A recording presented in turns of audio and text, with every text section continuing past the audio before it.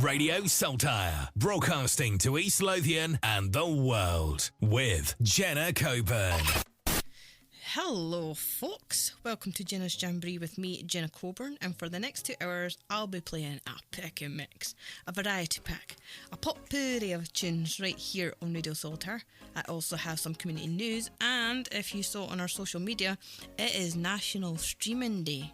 A day to allow yourself to binge watch your favourite TV shows or binge listen to music or podcasts on those well-known streaming services. Why not head over to the Radio Saltire's Facebook page and let me know your favourite TV shows and movies that you watch on those big streamers like Smetlix or Crime Video or Gluboob. Before I tell you all about what's coming up in today's show though, I have got a wee bit of Radio Saltire news for you. There is a new way you can get in touch with us. By text. So if you have a song request or want to give a shout out, send me a wee text on 07821 020524. Standard network charges apply. Please send me a text. I want to use this new feature, please. Right, what I have lined up for you today, I have some streaming facts, naturally, and I have a puzzler for you. This week's conundrum is this. 48% of people who stream TV shows admit to what? Think you can crack the Jenna's Jamboree streaming code? Fire your guesses my way via my post on the Radio Saltire Facebook page, or send me a wee text. That number again is 07821 020524. Today is also National Be a Millionaire Day. Wouldn't we all just love it if a nice wee 7-figure fell into our laps today? Well, I asked the land of social media what they'd do with their new fortune and whether they'd quit their job or not. Find out later in the show. But that is not all. I also have my On This Day segment too. So I have another fun-filled show for you today. As I mentioned at the top of the show, today is National Streaming Day. A day that, let's be honest, it's just like any other day. We binge watch or listen all the time. We are spending more and more time in front of our TVs, on our phones and other smart devices, streaming TV shows, movies, music, podcasts. Oh, and just a wee sidebar on podcasts. I have one myself. It's called Jenna's Jamboree, and you can find it wherever you find podcasts. Just a wee bit of shameless self-promotion there. Anyhow, I have some streaming factoids for you. The most popular subscription streaming services in the world and in order are, of course, Netflix. Tops the bill with, now these are estimates, Netflix tops the bill with 222 million subscribers worldwide. Next is Prime Video with 175 million, Spotify with 165 million, Disney Plus with 138 million, Apple Music 72 million, Amazon Music 55 million, and Apple TV with 34 million. But not to forget YouTube. More than 2 billion logged in users access YouTube every month. The platform has over 30 million daily users watching over 1 billion hours of video every day. YouTube's Android app has over 10 billion downloads, and the iOS version, that's for Apple phones, was one of the most downloaded apps from the App Store in 2021. Those numbers are absolutely crazy. So that is just a few outrageous streaming facts there. More to come in the show. Guys, calm down. It is Friday. Enjoy yourselves. Now, even though today's show is primarily about it being National Streaming Day, it is time for the part of Jenna's Jamboree called On This Day, where we go back in time and see what happened on this day in years gone by. So let's just dive right in. As always, it is in chronological order, starting with this totally random event. On this day, in 1310, shoes were made for both the right and left feet. So does that mean before 1310, shoes weren't made in pairs? What? Oh my goodness. Right. On this day in 1506, the discoverer of the New World, Christopher Columbus, died aged 54. On this day in 1840, York Minster, oh my god, it was badly damaged by an accidental fire. Jeez, oh. On this day in 1867, Queen Victoria laid the foundation stone of the Royal Albert Hall at a special ceremony. It was also the same day that the Parliament rejected John Stuart Mill's proposals on women's suffrage. What? One more. On this day in 1896, a 6-ton chandelier of the Palais Garnier Opera House in Paris burst and fell through the ceiling into the auditorium. It did, however, kill a concierge, which, oh my goodness, I can't even imagine. But the incident was the inspiration behind many scenes of the 1910 Gothic novel Phantom of the Opera. I love Phantom of the Opera. Brilliant. So that is some fascinating facts there. I have loads more coming up in the show. Trips, you are listening to Jenna's Jamboree with me, Jenna Coburn, live on Radio Salter. If you've just tuned in, today is National Streaming Day. What are your favourite streaming services? What are you watching on them right now? Head over to Radio Salter's Facebook page and let me know by commenting on my post. And whilst you're there, fancy having a go at guessing the answer to my puzzler, which is 48% of people who stream TV shows admit to what? Just fire your guesses my way. Oh, and remember folks, if you have any song requests or if you'd like to give a shout out to anyone, get in touch via said Facebook page or text me on 07821 020524. Now, some more streaming facts for you. In 2021, Disney Plus spent approximately 25 billion, that's with a B, billion, on content and isn't planning on easing up because they plan on spending this year, 2022, over 33 billion. Someone has too much money. So to put this into context, Netflix has an expected annual spend of 17 billion on original content this year. And yet, Netflix still keep putting their prices up. But I'm not going to get in a rant. No. However, this is a brilliant segue onto the next fact. 84% of users rank cost as either extremely or very important when selecting a streaming service. Closely followed by ease of use, so that's 81%. Variety or availability of content, that is 79%. And streaming and playback quality is 77%.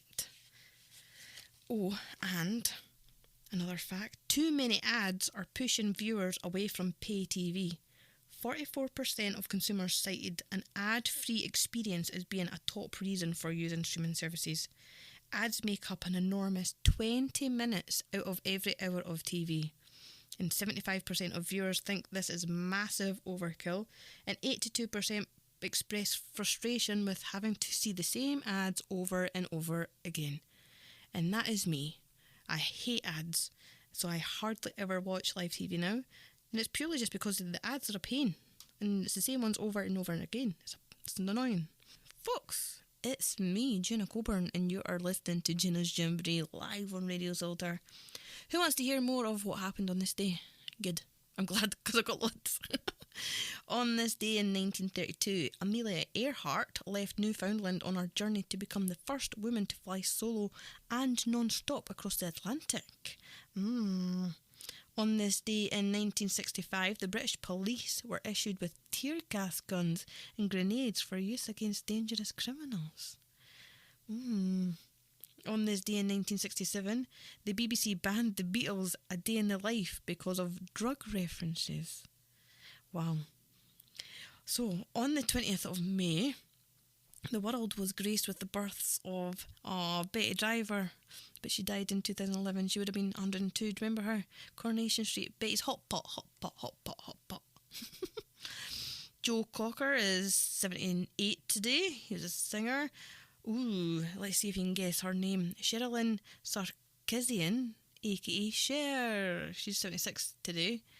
Louis Theroux, the broadcaster, and he's got all the documentaries. He's 52. And Busta Rhymes is 50.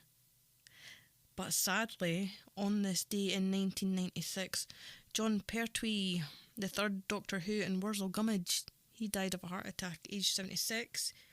On this day in 2012, Robin Gibb of the Bee Gees, he died of colon cancer and kidney failure at the age of 62.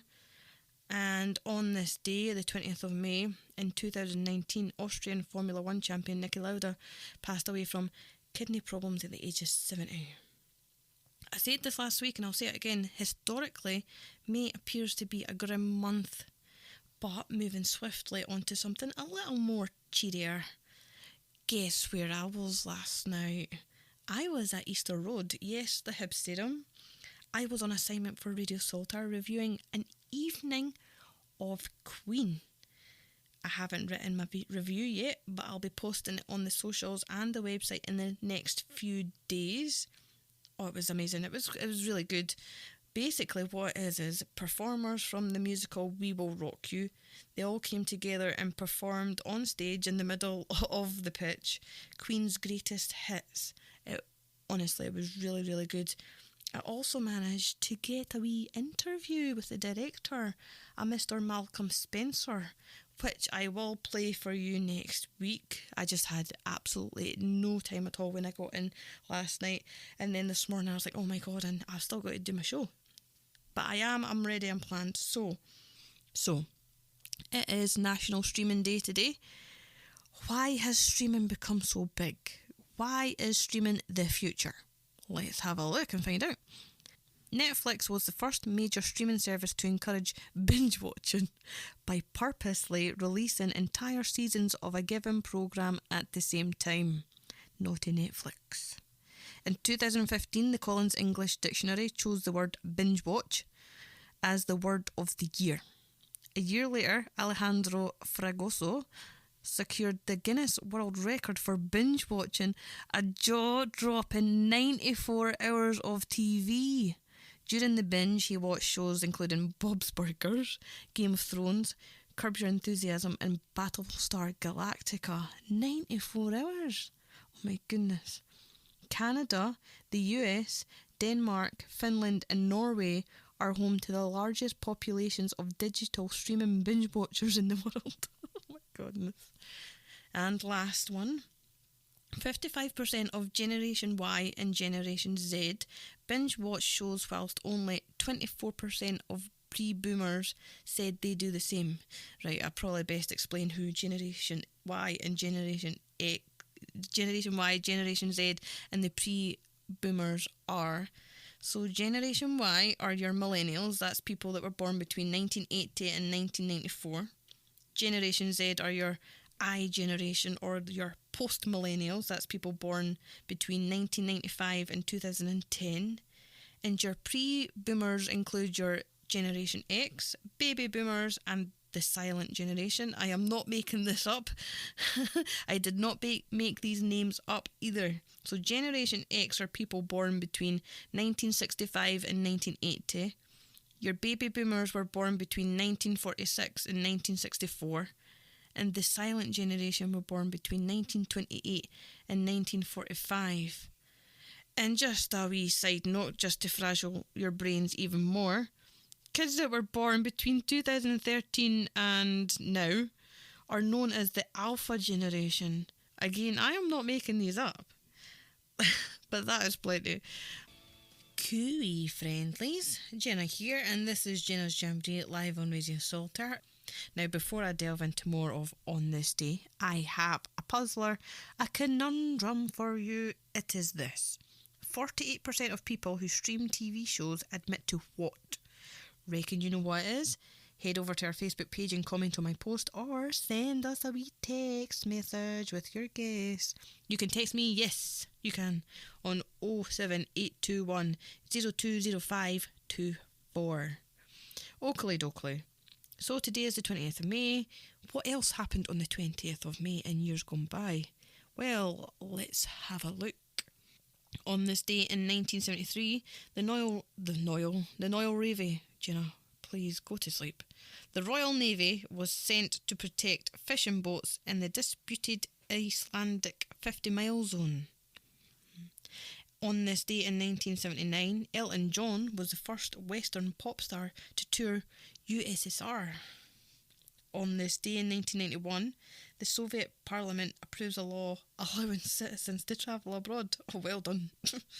On this day in 1993, the 274th and final episode of the TV show Cheers aired. On this day in 1998, Frank Sinatra was laid to rest. He died on the 14th of May from a heart attack. Ooh. On this day in 2013, the Church of Scotland voted to allow openly gay men and women to be ministers.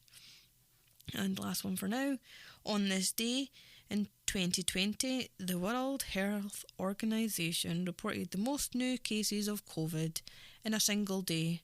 That was 106,000 worldwide. Right, like I said, that's plenty. That's plenty for now. Guys, you're listening to Jenna's Jamboree on Radio Salter. Today we are chatting about everything to do with streaming, whether that's streaming videos, TV shows, film, music, podcasts, even audiobooks. Streaming is the future. There's no two ways about it. And regarding YouTube, did you know YouTube originally started as a dating service site? When the site didn't work out, the idea to have women upload videos of themselves morphed into a site for free video sharing. And the first YouTube video to achieve 1 billion views was South Korean pop star Psy's Gangnam Style in 2012. To this day, it is one of YouTube's top 10 most watched videos. Can you even believe it was 10 years ago? Oppa Gangnam Style. Long may it stay in the past. Anyhow, today is not only National Streaming Day, it is also National Be a Millionaire Day. Wouldn't we all love just to be one of them? So go ahead and do something that makes you feel like a million smackaroonies. Go on, you deserve it. Guys, I have a question for you. Do you ever have like the conversations with your friends and family and even your workmates and say, if you won the lottery, what would you spend it on? Or what would be the first thing you'd buy? I'm forever having this conversation. More like daydreaming, but... So, obviously, I took to social media and ran a few polls to see what you guys would do. Here's my findings. I asked, if you became a millionaire, what would you buy or do first? Would you buy a new car, a new house, I'll go on a luxury holiday, or go on a shopping spree? And here are my findings. So 6% said shopping spree, 18% said a new car, 35% said a luxury holiday, and 41% said buy a house. I also asked, if you became a millionaire, what are you most likely to do? Pay off debts, pay off mortgage, start a business, or give to charity? 6% said start a business, 12% said give to charity, 38% pay off the mortgage, and 44% said pay off debts. And the last question, I asked, would you quit your job if you came into £1 million? And this surprised me actually. 33% said, oh absolutely I'd quit, whereas 67% says, nah, I actually like my job. To daydream, eh? Well, I'm not quite finished with the polls because I conducted some more over on the social medias, this time regarding those well-known streaming services. I simply asked, in the realm of social media, which is better, Netflix or Prime Video? And a massive 90% said Netflix. I also asked BBC iPlayer or all four. This was almost split down the middle, but 53% said all four. I also asked Apple TV or Disney Plus, and this was another big divide. 85% said Disney Plus. And lastly, I said, which is better, Spotify or YouTube? Now, it's not quite equal, but 59% said Spotify. And in case you were wondering, probably not, but I would have went Netflix, all four, Disney Plus, and probably would have missed the last one out because I honestly can't choose between Spotify and YouTube. I am on both of them daily. But you'll be glad to know that's me finished with the polls this week. If you've just tuned in, hopefully not. On today's show, we've chatted about those streaming giants and why the future is shining bright for them. We've also talked about what we'd do if somehow a magical seven figures fell into our lap. Like, that is me putting that out to the universe and letting it know that I wouldn't say no. I also jumped onto the Tinterweb and had a look at what happened on this day in years gone by. And because I'm all about sharing, I've spraffed my findings to use. More grim finds this week, actually. Let's hope June was brighter times in history. Now, remember my puzzler? 48% of people who stream TV shows admit to what? Well, I can reveal that 48% of people who stream TV shows admit to cheating on their significant other. Now, calm down, guys. What I mean is, they admit to watching episodes ahead of them. Not gonna lie, that is me. I'm a streaming cheater. I love a TV show binge. Additional factoid, 60% of cheaters say that they would cheat more often if they could get away with it. I can quite believe it, actually. Troops, thanks for joining me here on Radio Solitaire today. I'll be back next week with either more of the same or something a little different. Who knows? No two shows are the same with me, though. So you know it's going to be totally random and filled with great tunes but bad banter. Catch you next week.